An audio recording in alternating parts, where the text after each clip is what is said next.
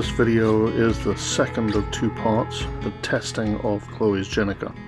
The installation was covered in part 1. You can find part 1 on sailingchloe.com.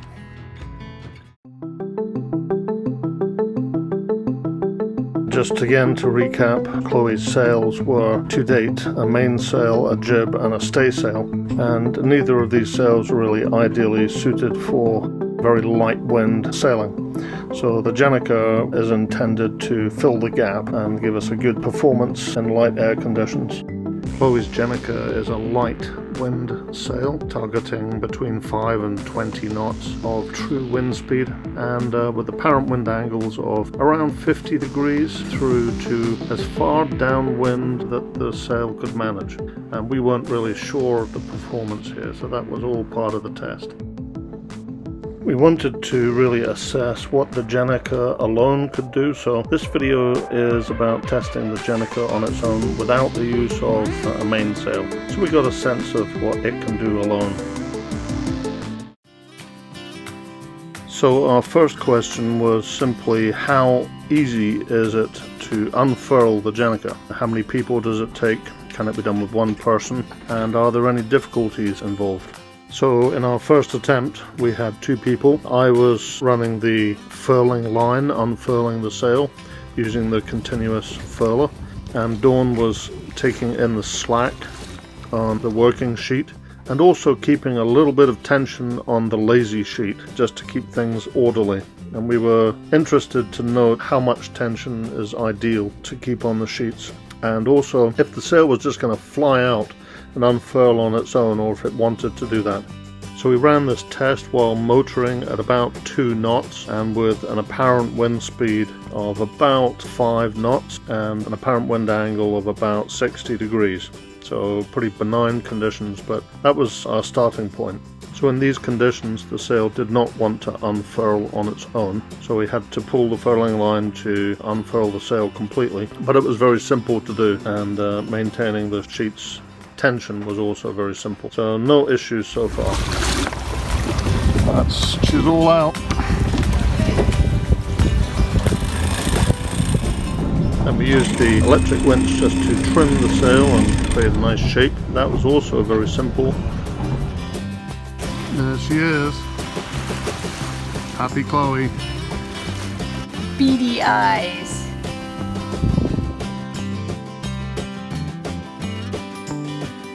And having unfurled the sail, the next test step was to fill it up again and see if there's any issues or difficulties or any pieces to be learned while filling it up. This also turned out to be very simple. We maintain a small amount of tension on both sheets just to keep things neat and the sail under control, and pull on the correct end of the continuous furling line, and she furled in very simply. Then we ended up putting a couple of wraps on the end. Once the sail has completed furling, we found it was important just to maintain the right amount of tension on both sheets for that final wrapping up step.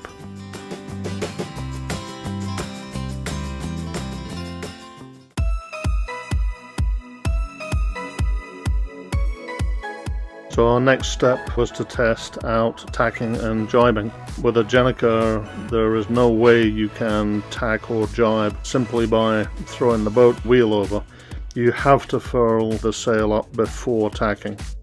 The reason for this is it's difficult to get the bulk of the Gennaker sail to fit between the Gennaker forestay and the jib forestay to get to the other side for the tack. The timing of that is a little bit of a skill. Nonetheless, it's all pretty easy, and you just furl it up, tack, and then unfurl it on the other side. And we found this was best done as a two-person job. Dawn was holding both sheets, one in each hand, just maintaining a little tension on each. That was really the skill, the speed that the furling drum was being pulled in versus maintaining a little bit of tension on the two sheets, just to keep things tight but not overly tight. This test run was done in 5 knots of wind, but we found that the same thing applied in 20 knots. Just there's a bit more sail flapping around, but essentially nothing changes in terms of what you need to do. As we furl the sail out onto a port tack, you can see the difference in the quality of the graphics from either side of the sail. We got the colour, the screen printing was done on one side of the sail only, and that was more of a weight issue than any other consideration.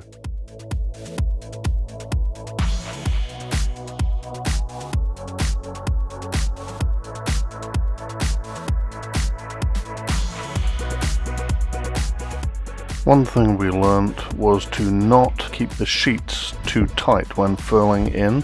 If you do, you'll end up with a very tight wrap at the bottom of the sail, but at the top you'll be left with a big flappy bundle. So basically let the sheets go, largely speaking. Just keep them tight enough to keep them tidy, but don't apply any tension to the sheets when you're furling in.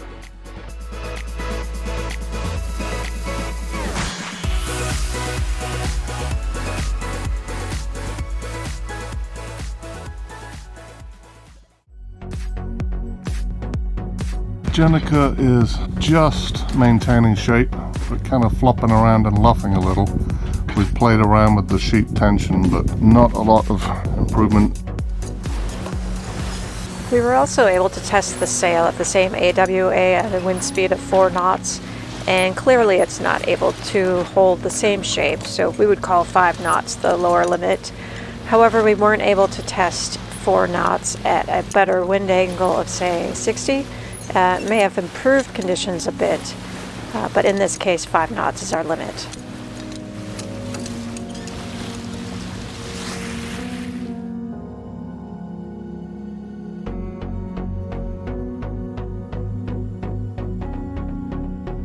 Okay, we have now let the sheet ride out. The sail is not luffing, but it's kind of flopping around a little bit. So this is about as downwind as we're going to go. We've still got a very downwind point of sail.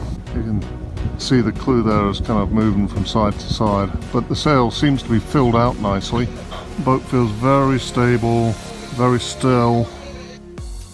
These broad reaching tests are all done at low wind speeds of 5 to 8 knots, which is the whole advantage of using the Gennaker. In general, the Gennaker can be used at the same broad reaching angles as our jib can be, but with the added advantage of being stable in low wind speeds.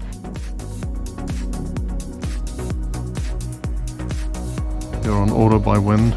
Yeah, I've got set wind at 160 and it's holding at 163. Yeah, it's probably good with a big Gennaker to sail to the wind as opposed to sail to a course. The wind is now picking up. It's gusting up to 12 knots, sitting between 11 and 12. We're doing 3.4 knots speed over ground, and AWA is 136. This Gennaker is a little bit flat cut compared to an asymmetrical spinnaker or even a top-down Gennaker. Gennaker seems to be a fairly generic term that covers a whole bunch of sails, as do they all, but very stable now. Wind has picked up now to 14 to 15 knots. Gennaker is now very happy and full. No wrinkles in Chloe's face. She's looking a little younger. AWA is 135 and we're punching over 5 knots.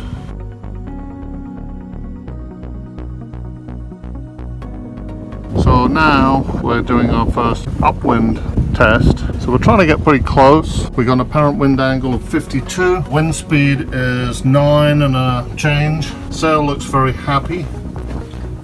We need to come up a little bit. We want to be parallel to this coast on our course. We continue to decrease the AWA to be as closely hauled as possible, down to an AWA of 45.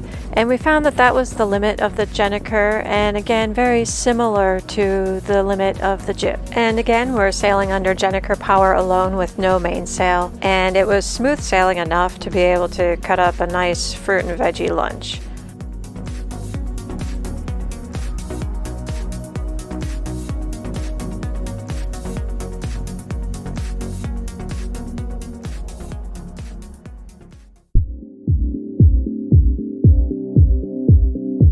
keep our eye open for fishing pots like that. Naughty little fishing pot. You missed me, or I missed you. And there's another one out there directly in line with it. So I recently put Peter in charge of scoping out for fishing pots. That's his job, because my mom told me that that's the only thing that Peter's good for on the sailboat. And there it is there, on the horizon.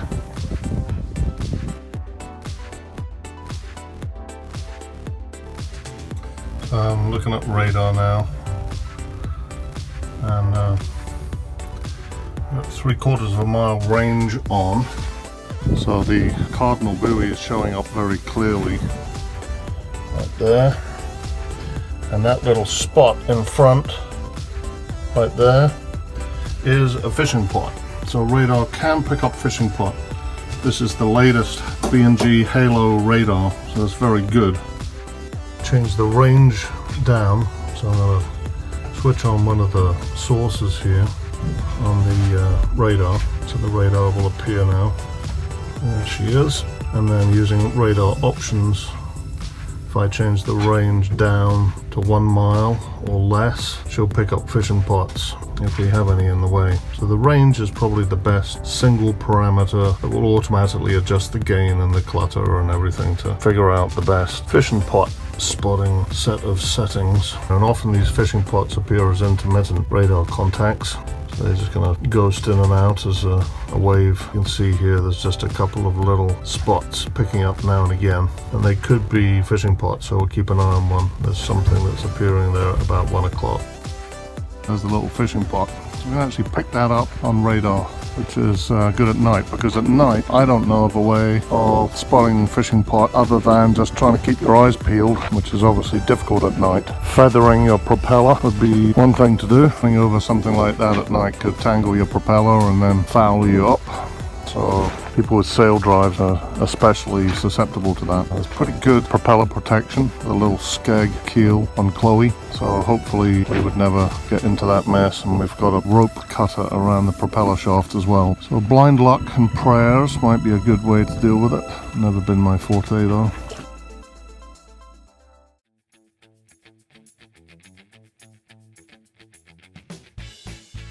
Okay, so we got about 3.5 knots of speed. Current wind angle was about 170, so it's pretty well on our butts, and 8 knots of wind. And so what we're going to try and do now is pull out the jib and see if we can create a chute to give us 1, more stability, and 2, some more speed. We've got a little bit of swell here coming in, and that's rocking the mast around, which is throwing the Gennaker around a little bit, causing it to collapse slightly. Okay, we pulled out the jib and now we're just trying to balance the two. So it's a trade-off between shadowing the Gennaker and creating a chute. You can see the relative size of the jib and the Gennaker now. It's about 2 to 1. We don't have a lot of wind, so we've gained about 1/2 knot of speed. The staysail is in though. We could try flying all 3, but we're kind of running out of winches. There wasn't enough wind for this test, so we decided to furl the jib back up and try again another day.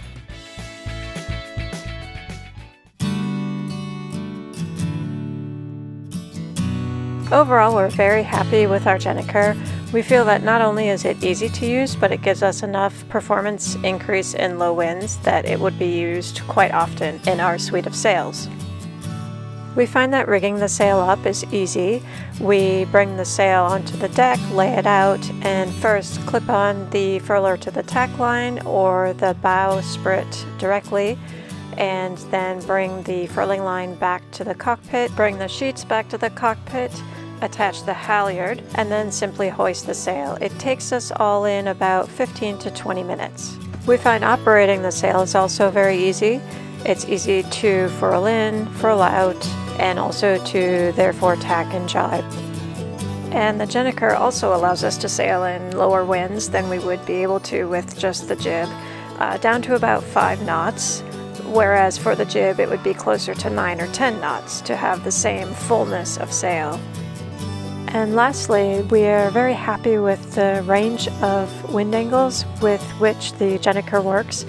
It works pretty much the same as our jib and works from an upwind angle of 45 all the way back to 170, 175, while still keeping a full sail and allowing us to move forward under lighter winds in pretty much all the same angles. Given more time, we would run other tests on the Gennaker and take note of them, such as including the mainsail with the Gennaker to see how that combination would work. And we would also want to test the Gennaker versus the jib to see exactly how much more boat speed we would get using the Gennaker. And lastly, we'd do a more complete boat speed and lowest true wind speed, for which we can use the Gennaker as a function of the wind angle. But in general, we're very happy with the Gennaker. We're happy with the range of performance and the performance that we are getting. And now we look forward to low wind forecast so that we can rig up the Gennaker and watch Chloe sail. In the next episode, we're going to continue east and highlight some of our favorites from along the coast of Spain over to the Balearic Islands.